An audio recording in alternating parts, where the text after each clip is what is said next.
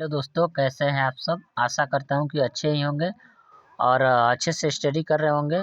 तो चलिए आज हम लेकर आए हैं वर्ग 10 मैट्रिक परीक्षा के लिए साइंस का कुछ महत्वपूर्ण ऑब्जेक्टिव क्वेश्चन, जो कि आप सभी के मैट्रिक परीक्षा 2025 में प्रश्न पूछा जाएगा। तो देखिए इस वीडियो को हम शुरू करते हैं और चलिए देखिए इस प्रश्न को। पहला प्रश्न क्या है, किसी प्रकाश स्रोत के सामने एक रुकावट रख देने पर क्या बनता है। ऑप्शन ए है छाया, बी है उपछाया, सी है ए और बी दोनों, और डी है इनमें से कोई नहीं। तो इसका सही उत्तर है ऑप्शन ए छाया। इसके बाद देखिए अगला प्रश्न है, समतल दर्पण की फोकस दूरी होती है। समतल दर्पण की फोकस दूरी होती है। ऑप्शन ए है 0, बी है 50 सेंटीमीटर, सी है 100 सेंटीमीटर और डी है अनंत। तो इसका सही उत्तर है अनंत। इसको हम पहले से ही टिक लगा कर रखे हुए हैं ताकि वीडियो बनाने में कोई परेशानी ना हो। तो चलिए अगला प्रश्न है आपका। देखिए अगला प्रश्न है कि 1 मीटर फोकस दूरी वाले उत्तल लेंस की क्षमता होगी। 1 मीटर फोकस दूरी वाले उत्तल लेंस की क्षमता कितनी होगी। तो देखिए ऑप्शन ए है -1 डायोप्टर, बी है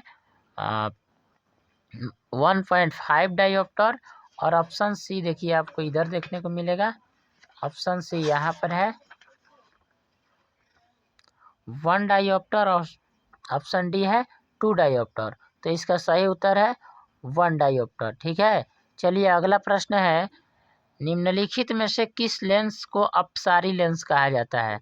तो अवतल लेंस को अपसारी लेंस कहा जाता है। देखिए ऑप्शन ए है उत्तल लेंस, बी है अवतल लेंस, सी है बाइफोकल लेंस और डी है इनमें से कोई नहीं। इसका सही उत्तर है अवतल लेंस। चलिए अगला प्रश्न है, प्रकाश की चाल विभिन्न माध्यमों में होता है। तो आंसर है इसका भिन्न भिन्न। प्रकाश की चाल विभिन्न माध्यमों में भिन्न भिन्न होता है। कैसा होता है, भिन्न भिन्न होता है। ऑप्शन ए भिन्न भिन्न, बी समान और सी ए और बी दोनों, डी है इनमें से कोई नहीं। यानी कि इसका सही उत्तर है ऑप्शन ए भिन्न भिन्न। चलिए अगला प्रश्न है, किसी लेंस द्वारा उत्पन्न आवर्धन का एसआई मात्रक। किसी लेंस द्वारा उत्पन्न आवर्धन का एसआई मात्रक क्या होता है। तो देखिए ऑप्शन ए है मिलीमीटर, बी है सेंटीमीटर और सी है मीटर, डी है मात्रक विहीन और इसका सही उत्तर है मात्रक विहीन।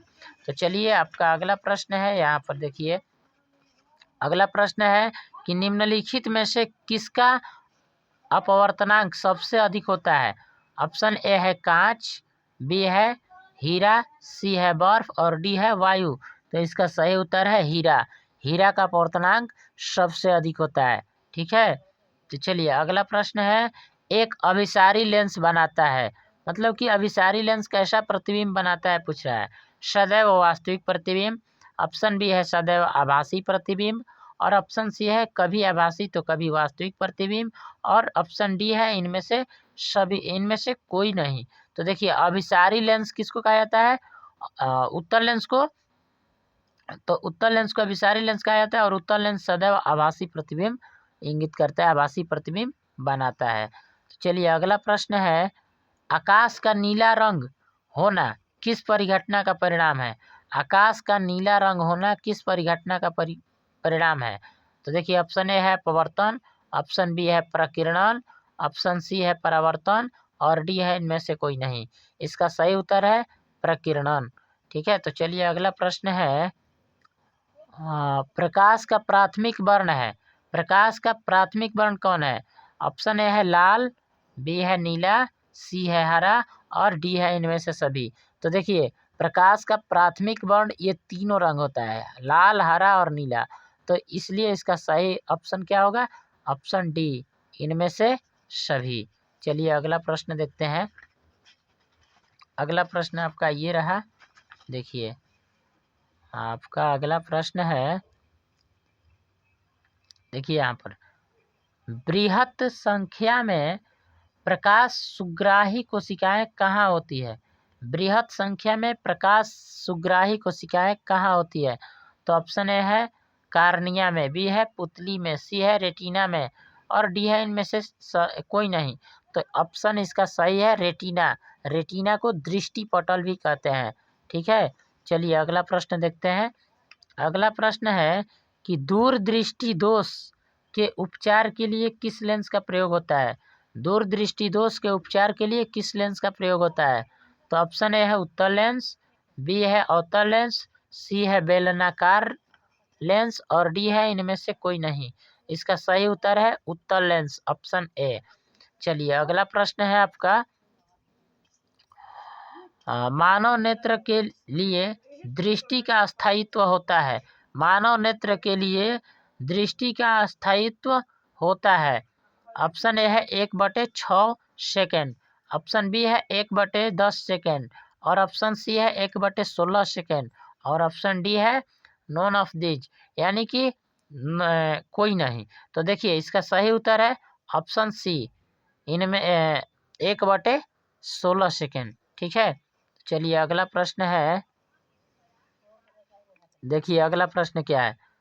निम्नलिखित में कौन सा मात्रक वाट के बराबर होता है। निम्नलिखित में से कौन सा मात्रक वाट के बराबर होता है। तो देखिए जूल प्रति सेकेंड स्क्वायर है ऑप्शन, और बी है जूल प्रति सेकेंड। तो इसका सही उत्तर है जूल प्रति सेकेंड। तो चलिए अगला प्रश्न देखते हैं। ठीक है। देखिए अगला प्रश्न क्या है। अगला प्रश्न है आपका, 1 किलोवाट घंटा बराबर होता है। 1 किलोवाट घंटा बराबर होता है किसके बराबर होता है। तो 1 यूनिट के बराबर होता है। ठीक है। चलिए अगला प्रश्न है, विद्युत शक्ति का एसआई मात्रक होता है। विद्युत शक्ति का एसआई मात्रक क्या होता है। तो इसका सही उत्तर है वाट। देखिए पहले से टिक लगाकर लगे रखे हुए हैं ताकि ज़्यादा लंबा वीडियो ना हो। ठीक है। तो चलिए अगला प्रश्न है आपका, अगला प्रश्न है, 1 किलोवाट घंटा बराबर है। 1 किलोवाट घंटा बराबर क्या है। 3.6 × 10⁻⁶ जूल के बराबर होता है। ठीक है। तो चलिए आपका अगला प्रश्न देखते हैं क्या है। अगला प्रश्न है, देखिए अगला प्रश्न है आपका, दाएं हाथ के अंगूठे के नियम को किसने प्रतिपादित किया था। दाएं हाथ के अंगूठे के नियम को किसने प्रतिपादित किया था। तो आंसर है फ्लेमिंग ने। ठीक है।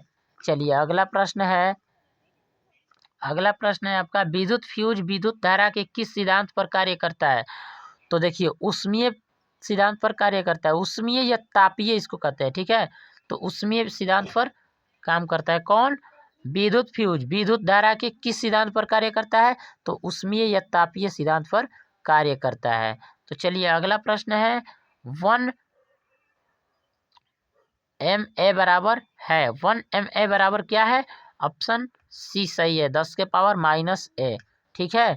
चलिए आपका अगला प्रश्न है कि प्रतिरोध का मान बढ़ाने के लिए प्रतिरोधकों को जोड़ा जाता है। तो इसका देखिए सही उत्तर है ऑप्शन बी, पार्श्वक्रम में। ठीक है। चलिए आपका अगला प्रश्न क्या है। अगला प्रश्न देखते हैं। देखिए यहाँ पर अगला प्रश्न है, अगला प्रश्न है कि इलेक्ट्रिक हीटर की कुंडली बनाने में किस पदार्थ का उपयोग किया जाता है। तो देखिए इलेक्ट्रिक हीटर का कुंडली बनाने में नाइक्रोम का प्रयोग किया जाता है। नाइक्रोम का तार होता है जो कि इलेक्ट्रिक हीटर में लगाया जाता है। ठीक है। तो चलिए अगला प्रश्न है आपका, निम्नलिखित में से कौन ग्लोबल वार्मिंग के लिए उत्तरदायी है। निम्नलिखित में से कौन ग्लोबल वार्मिंग के लिए उत्तरदायी है। तो इसका सही उत्तर है CO2 यानी कि कार्बन डाइऑक्साइड। चलिए आपका अगला प्रश्न है कि इनमें से कौन जीवाश्म ईंधन है। इनमें से कौन जीवाश्म ईंधन है। तो देखिए पेट्रोलियम, प्राकृतिक गैस, कोयला, ये तीनों क्या है, जीवाश्म ईंधन है। इसलिए इसका सही उत्तर होगा उपर्युक्त सभी। तो चलिए आपका अगला प्रश्न है, सूर्य तथा अन्य तारों द्वारा उत्सर्जित विशाल ऊर्जा का स्रोत है। सूर्य तथा अन्य तारों द्वारा उत्सर्जित विशाल ऊर्जा का स्रोत क्या है। तो देखिए ऑप्शन ए है नाभिकीय विखंडन और बी है नाभिकीय संलयन और यही आपका सही उत्तर है नाभिकीय संलयन।